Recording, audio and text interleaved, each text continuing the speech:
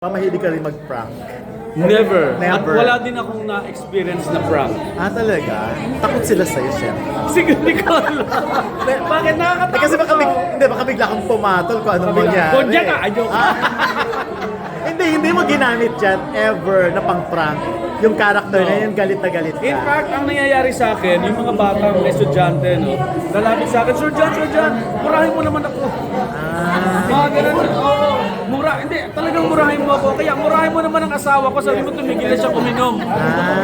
Natatempt na nga ako dating gumawa ng content sa TikTok na lahat ng mga mumurahin ko doon, yung request sa akin, yung mga magnanakaw, yung mag-iinom, yung mga babaero, yung mga lalakero, yung lahat. Kasi ganun ang mga request sa akin noong una. Sir John, murahin mo naman yung asawa ko. Bakit sabi mo sa kanya tumigil siya sa mag-iinom? Mga ganun. Tapos hindi natanggal sa'yo yun, ano? Yung ganyan. Yeah. Wala Kasi yung mga bata kasi nakapanood nun, lumalaki hanggang ngayon, pa rin yung kanilang medyo. So, parang first time nila maka-experience. Yes, di ba? Okay. After. Sige. Ano naman kayo eh? So, Elijah, as you were saying. Well, si Elijah, para sa akin, isa talaga siya sa pinaka-best actors for this generation. Ang lakas ng kapit, ang higpit ng kapit niya sa mga choices niya in interpreting a scene or studying a character. So, ang tibay ng grip. So, ang sarap makipagbatuhan. Hindi siya, nakakanyang siya feel na na-intimidate siya sa iyo. Wala naman. Sinasabi niya, pero hindi ko nararamdaman. Parang gano'n, may mga sinasabi siya na, pero hindi ko nararamdaman. Kasi actor talaga eh. Actor. Anong scene po dito sa movie na to? Parang tumatak sa inyo, yung scene niyo. Halos lahat. Kasi lahat ng mga eksena namin, talagang, how do we call it? Usually, emotionally driven yung lahat ng scenes namin. And what's funny about this, and what I love about this film is that I play Kapampangan, Kapampangan. So, hindi ako Kapampangan, may mga kamag-anak akong Kapampangan, pero sobrang na-enjoy ko yun. Sobra. Sir, may meron sa storya. Hindi, kasi ang sarap kasi pag magka-character ka na gumagawa ka ng accent na hindi common sa'yo. And yet, I felt na nagawa ko. So, nag-aral ka ba? Kasi, may naririnig ako, tsaka may mga kamag-anak akong Kapampangan. Pero hindi ako lumaki sa Kapampangan. Si Direk Veron kasi, Veronica Velasco, Kapampangan siya. Sabi niya sa akin, Sean, sabi niya, hindi ko naramdaman na hindi ka Kapampangan. So, yan pa lang, alam mo yun, yung gano'n ng klaseng, it's how do we call it? It's an affirmation that you're doing your job well. Kaya para sa akin napakita. May big ano kayo? Ano classic father si yung character niyo? Well, loving father, yun nga lang, meron kasi siyang mga secrets eh. So, wala akong peg. Usually, hindi ako mahilig mag-peg usually sa characters because every other character kasi I treat a character as a different person. There are billions of people in the whole world, and when I found the character, I take that character as an individual na iba sa iba. So hindi ako hahanap ng kapareho niya kung saan ko pang gagalingan yung aking interpretation. I-create ko siya as another individual. I-treat ko siya as another individual. So, Elijah, sa April, August 13. Sa malapit na yung birthday niya, ipaprank niyo ba siya? Malapit na yung birthday niya. Kailan? Ipaprank. Murahin mo na lang. August 16. August 19 tayo showing. Malalaman niya kasi pag sinabi ko di ba? So, for the first time, pwede ko magpaprank. Baka alam niya eh. Pero dyan, Na-mention niyo na, fur daddy kayo. Fur daddy ka. Fur parent kayo. Fur parent. May mga alaga kayong aso. Ano? May mga parents na Yes. how How many? So, per parent kayo. Ilan po yung alaga niyo? Well, there was never a time in my life that I don't have dogs. Since bata ako, ang family namin is family of dogs. So, hanggang sa nung hindi na ako nag-aaral, so naka-accumulate na ako ng mga dogs na lahat ng gusto ko. So, umabot sa 13 yung dogs ko. Pero yung 13 dogs na yon, tatlong generation naman kasi yun eh.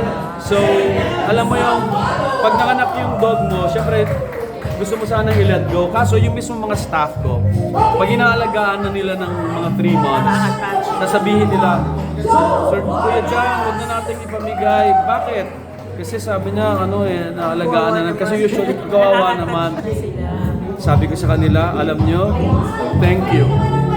Kasi ayaw ko talaga silang i-let go pero dahil iniisip ko kung sino ayaw kong dagdagan ng trabaho ninyo. At sinasabi niyo ko okay yan. Kaya nagpapasalamat ako sa mga staff ko kasi napaka-lapit din kasi nila sa dogs. Kaya dumami ng 13. Tatlong generations yun. Kasi Bago kayo matawag, magkano budget niyo for the dogs?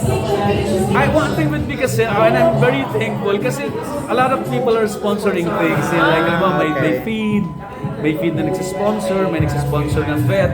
So imagine mo yung 13 dogs ko, may kumpare akong vet na siya.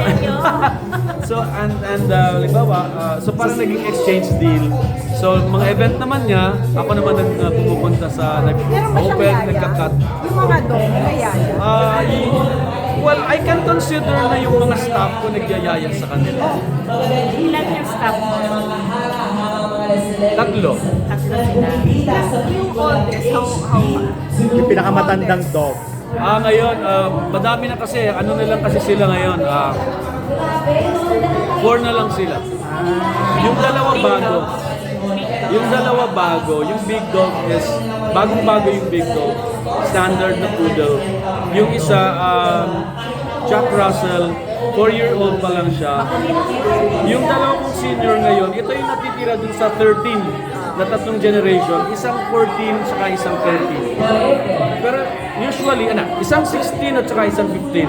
Usually ang dogs ko umaabot ng 16 to 18 years old. alam niyo? Umiiyak. Oo, grabe. Lahat naman iyakan mo talaga alaga. Totoo naman. Pamilya yan. Diyan, nakita mo ba ang sarili mo kay Elijah? Nung bata ka? I mean, sabi mo siyang best actor ng generation. Ikaw ba pang best actor caliber ka rin nung bago ka? Hindi ko alam, pero nung bata ako, siyempre, yun naman lahat naman ng actors. Kaya ka pumapasok sa isang endeavor, kahit hindi ka naman actor, kahit engineer ka, doctor, gusto mo, you want to be the best in that profession. So, nung pumasok ko sa pag-artista, siyempre gusto ko maging best actor din talaga. Yes, siguro gano'n din. So kasing galing mo si Elijah nung bago Hindi ko ka. alam, kasi ako mismo hindi ako naniniwala na magkakaparehong resources ng mga actors eh. So, bawat isang actor may ibang resources. So, hindi ko pwedeng i-compare ang isang actor sa isa. Pero alam mong best actor ka na. Alam mong best actor ka na. Bata pa. Ako, hindi, until nagkaroon ako ng first award, Talaga? saka ko lang na-realize na tama yung gusto kong mangyari. Last na lang, ano pang di mo kayang gawin? Sumayaw. Talaga? Well, sumasayaw ako pero hindi ako yung dancer. You know what I mean? I know how to do So pag may steps. project na magsasayaw ka, Kaya ko. carry pa rin. Kaya ko mag-memory ng steps, kaya ko mag-execute ng steps, pero ang movement ko, hindi natural sa akin yung dancing. I can sing. Pero singer ka rin kasi. Yeah, I must say that I can really sing, pero I can dance. Tatanong ko lang, kung meron kayong gusto ipon niyo, sino yun? Kaya, Ang dami. ang dami na. Sa mga nangyayari lang ngayon sa paligid natin, ang dami. Well, ang gusto kong sabihan ng ganyan is yung mga nagbulsa ng project sa blood control. Tama, deserve mo ba? Kasi hindi lang naman tayo nalulunod eh. Namamatay yung mga kababayan natin. Buhay ng Ngayon pinag-uusapan. nga, di ba? Buhay ng pinag-uusapan natin, hindi lang tayo lumulubog. Namamatay na ang mga kababayan natin. And sobra na yun. Sobra na yun. Nakakapina talaga. Siyempre,